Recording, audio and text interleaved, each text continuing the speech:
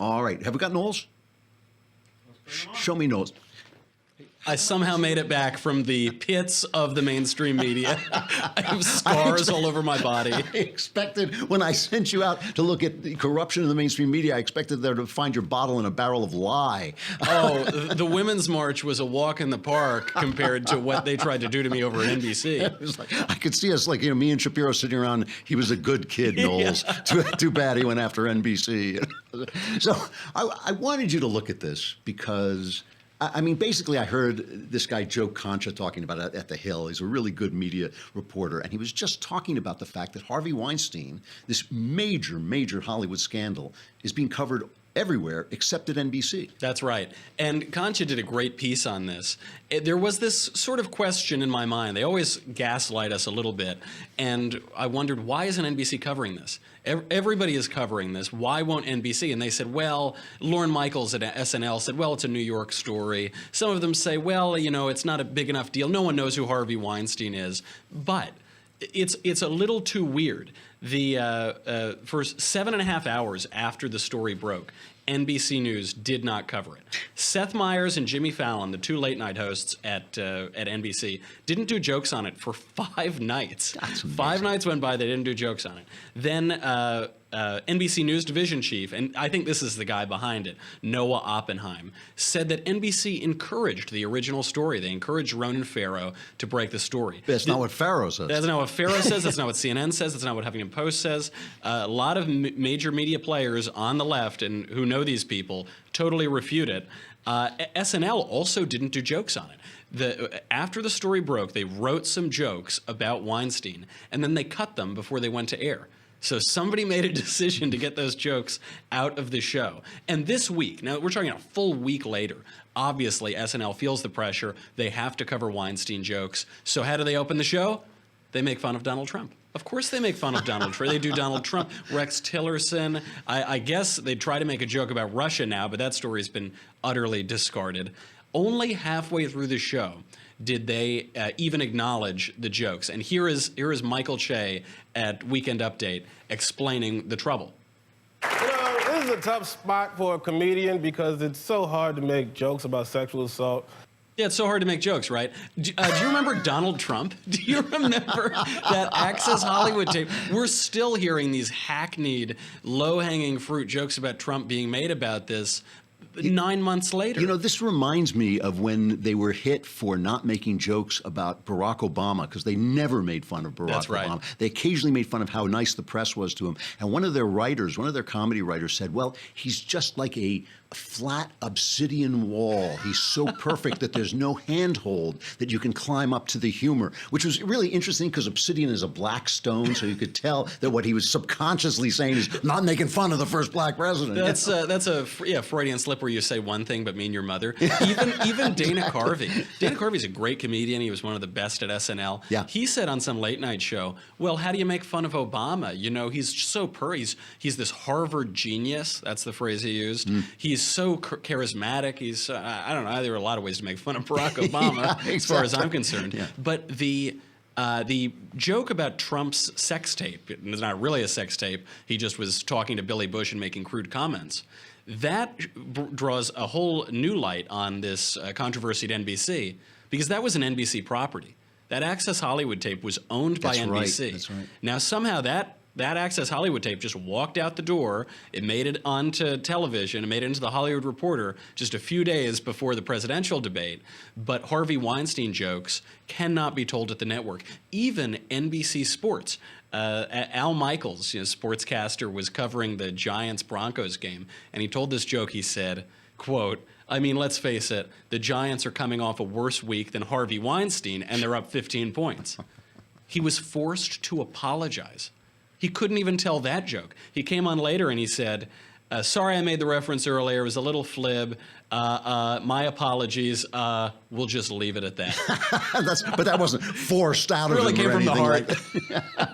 It reminds me of an old joke about Bob Hope, who once said his hotel room was so small that the mice were round-shouldered, and they forced him to apologize. And he said, well, I said the mice were round-shouldered. They weren't. It was not a very sincere apology. That's exactly it. And, they asked asked Lorne Michaels about this. Lorne Michaels also has been an NBC executive forever, Yeah. creator of SNL, and his excuse was it's a New York story. No one knows who Harvey Weinstein is. Really? I think I've heard Harvey Weinstein in every Oscars speech of the last 20 years. I think the whole country knows who he is. He's the most powerful man in Hollywood, but they're covering up for their own. And NBC has a history with this stuff. Former NBC executive Don Ohlmeyer fired Norm Macdonald, the greatest comedian of his generation, fired Norm Macdonald from the Weekend Update desk because he was making too many jokes about his buddy O.J. Simpson. That's right, because Ohlmeyer played golf with O.J. Simpson. That's right. And Norm kept making jokes about the fact that he was obviously guilty. You know, they say you're known by the company you keep, you're known by the friends you keep.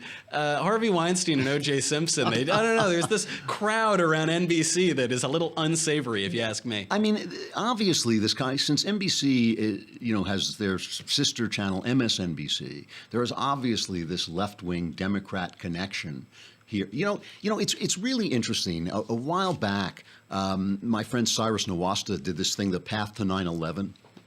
And it showed that Bill Clinton could have killed Osama bin Laden before the horrible 9/11 thing. Or he could have responded to the USS Cole bombing. Yeah. Many opportunities. And Clinton was just too busy fending off the scandal about Monica Lewinsky, and it was a very honest, very balanced. It didn't speak that well of George W. Bush either. It was a very balanced docudrama. And they still, this is ABC, this is Disney, they still have not released this on DVD. So anyway, the point that I want to make is just when I went into the offices where they made it once, and I talked to them about it, just chatting about it, and they were shocked. They said, we love Clinton. We don't know why he would shut us down. We made this. We loved Clinton, but it was, and I really do believe that below the level of the top management, there are a lot of people who do not know that they are being used as mouthpieces for the Democrat Party. I really believe that. That very well might be true. I mean, it gets to a great distinction you make between reporters and editors at that former newspaper, the New York Times. They have some very good reporters, but the editors are all hacks and communications directors for the Democratic Party. And it ties into this NBC News chief. I guess he's a screenwriter or something. There is the line between Hollywood and news, the line between New York and Hollywood, the entertainment industry and the news industry has always been a little blurry. But the incest that they've engaged in and the absolutely hackneyed partisan character of it is really corrupt and corrosive. And I hope people are predicting that Hollywood is going to fall apart now. Obviously, Trump took a wrecking ball to the mainstream media. I can't wait. Let's watch it burn. It's been a blast. And there can be a real culture and a real art scene that will come up in its stead instead of the tripe that's being pushed out by both of those institutions. Amen. And I have to say, it used to be in the old days, these corrupt, hideous producers would, draw actresses in and to bring them onto the casting couch and have sex with them. And now we have these corrupt, hideous producers drawing women in to watch them take showers and play with themselves. I think this is a marked decline in the quality of our corrupt, hideous producers. It's true. There used to be a sort of glamour to their crimes. Now it's just 100% perversion. But I think we should mention, I think it's important for us to mention that you and I single-handedly are reinventing the culture without any help from Hollywood so far. That is true. Yes, with our new podcast, Another Kingdom, which is now available on iTunes, right? So it's everywhere. It's on iTunes, it's on Stitcher, it's on Google Play. Obviously, I agreed to do this project because not only did I rebuff Harvey Weinstein's advances, I actually was never asked, which kind of hurts my feelings.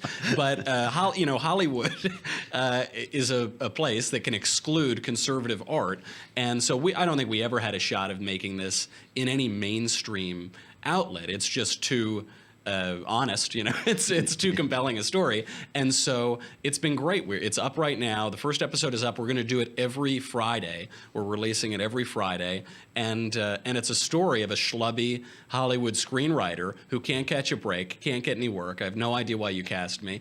And then he walks through a portal into another kingdom where there are ogres and monsters and broadswords and British accents and beautiful dames. And he's a murder suspect in this other place. That's right. He's a murderer. He walks in on him holding a dagger next to a bloodied body of a beautiful woman. And I will say, it is possibly providential that we're doing this story. It's being released exactly at the moment that Hollywood is falling apart for its perversion and its corruption. I think the timing is perfect. And the real question is which land is more fantastical and horrifying. I think if people will come on, if they'll listen to this, give it a chance, and then subscribe on iTunes and also leave reviews, because that's very important. If they will do that, I think within months, you and I can be harassing women and abusing people. Fingers crossed. I finally went out and bought a bathrobe. I don't know. It's not really flattering on me, but it doesn't sound like it's flattering on Harvey Weinstein either. Yeah, but if you do, it is very helpful if people check it out and then leave a review and a rating and everything. That's really helpful. And I want Hollywood to come groveling to us out of the ruins of their edifices and say, hey, give us some art, conservatives. We're finally willing to listen. Well, I look forward to hearing that you've escaped to Europe for counseling. But in the meantime, you still have to do the Michael Knowles show. That's right. It comes on after this, and you'll be abusing people there. So absolutely. Today, just a little preview. The New York Times accused Ben Shapiro primarily, but a number of us also, Molly Hemingway, me, of pandering to our audiences. So today's show is called The New York Times' Trash and Historical Retrospective, and I think you'll enjoy it. Good. I look forward to that on the Michael Knowles Show. Knowles, thank you very much. I'm glad you survived your journey into corruption. You're telling me. That piece on Shapiro was absurd. I mean, it was genuinely absurd. Although the New York Times has been running pieces for the last year on how great Red China, women had better dreams in Red China, women had better sex in the Soviet Union. If you're not being attacked by the New York Times, if Shapiro were not being attacked by the New York Times, I would lose respect for him. I would start to feel like, why are these communists being nice to Shapiro? What's he got going on? So I'm actually glad when they attack him. It restores my faith in mankind.